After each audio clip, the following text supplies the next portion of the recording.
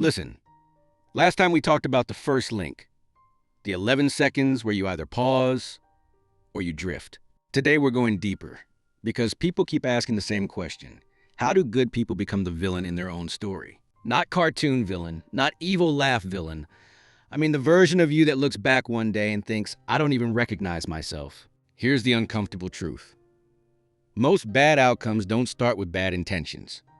They start with a good intention. And pressure doesn't announce itself with fireworks. It shows up as deadlines, bills, loneliness, fear of losing your spot, fear of disappointing people, fear of starting over. So let me continue the crosswalk story because this is exactly how it plays out. You lost that meeting in timeline B. Your project is hanging by a thread. Your team is looking at you like you're the last line of defense. And then Archer shows up again. Calm, clean, smiling. He doesn't say do something wrong. He says do something necessary. He sits across from you like a therapist and says, look, I can get you the funding, I can protect the lab, I can save jobs, but you have to be practical. And then he slides the contract forward. One clause, one sentence. It doesn't scream. It whispers. Priority distribution will be determined by revenue potential. And you feel your stomach tighten because you know what that really means. Need comes second. You hesitate. And Archer leans in with that poison line again. Come on, it's only this once. Now here's what most people miss. That line isn't just manipulation, it's an invitation to outsource responsibility. Because if it's only this once, then you don't have to update your identity. You can keep thinking of yourself as a good person who made a temporary exception. So you sign. And nothing explodes, no alarms, no dramatic music, just relief. Your team breathes. The board smiles. Your phone stops blowing up for 5 minutes. And your brain goes, see? We survived. That's the trap. Because the reward isn't money. The reward is relief. And relief is addictive. So the next compromise comes faster. Now, let me slow this down because the chain usually tightens in stages. Stage 1, harmless. You tell yourself, this doesn't hurt anyone. It's just rounding. Just delaying the hard call, just borrowing from tomorrow. Stage 2, necessary. You tell yourself, I hate it, but I have to. This is where Archer shines. He makes compromise feel like adulthood. He makes your morals sound childish. He says, you'll understand when you're responsible for people. Stage 3, normal. This is the most dangerous stage because you stop noticing. Your stomach stops tightening. Your conscience stops sending alerts. You can do the wrong thing and still eat lunch. And here's what Archer never tells you. Every compromise trains you. It trains your nervous system to prefer quick relief over long respect. So when the next pressure hits, you don't think. You repeat. Let's make it painfully practical. You're at work and your boss says, we need this to look good for leadership. Translation. Don't be the person who ruins the story.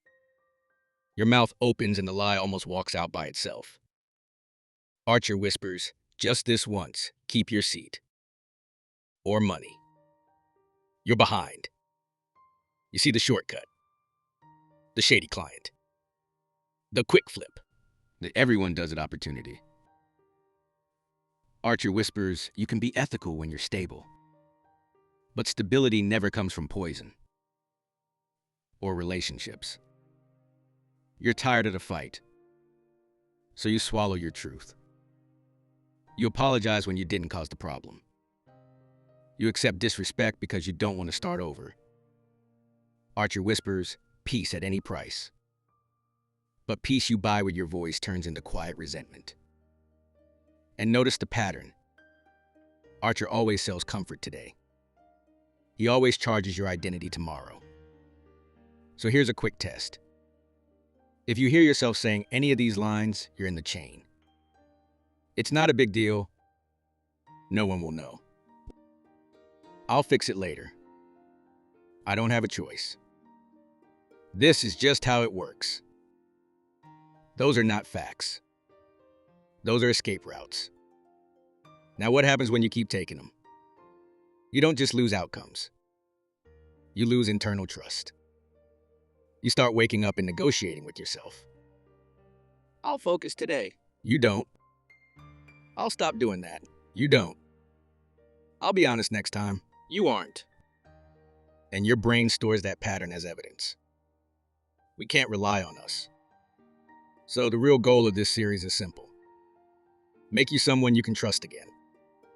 And to do that, you need one more tool that people never talk about. A replacement move. Because you can't delete a habit with a don't. You replace it with a do. So when you feel pressure, and you pause, and you name the trade, your next question is, what's the smallest clean action I can take right now? Not perfect. Not heroic. Clean. Clean looks like. Send the honest email, even if it's shorter. Close the tab and do 10 minutes of real work. Say, I need time to think, and stop talking. Walk away for 60 seconds and breathe before you respond. Move your phone across the room and finish one task. That's how you beat the chain. Not with a big moment, with a clean moment. And here's the payoff. When you collect enough clean moments, something flips. You stop needing Archer's relief. Because you finally believe you can handle life without betraying yourself. Now, back to the story. A shipment meant for a struggling clinic gets rerouted to a place that can pay more. You don't call it greed. You call it keeping operations stable. A journalist asks a hard question. You don't lie outright. You frame it. You say complex. You say nuanced. You say supply chain challenges. And you keep telling yourself, when things stabilize, I'll fix it. But later never arrives. Because later requires courage. And courage is expensive when you've been buying relief on credit. Here's the moment that turns the key. One day, your inbox has 2 emails.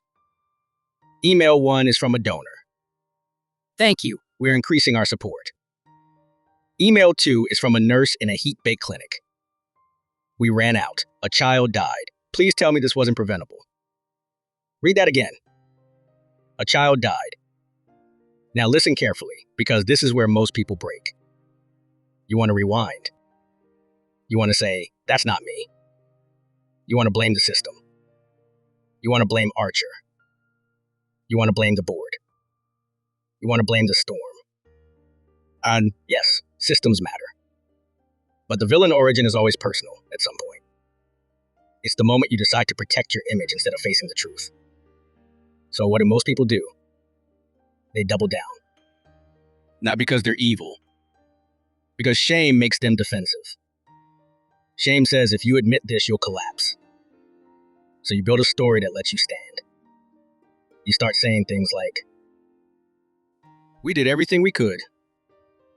We had no choice. It's unfortunate.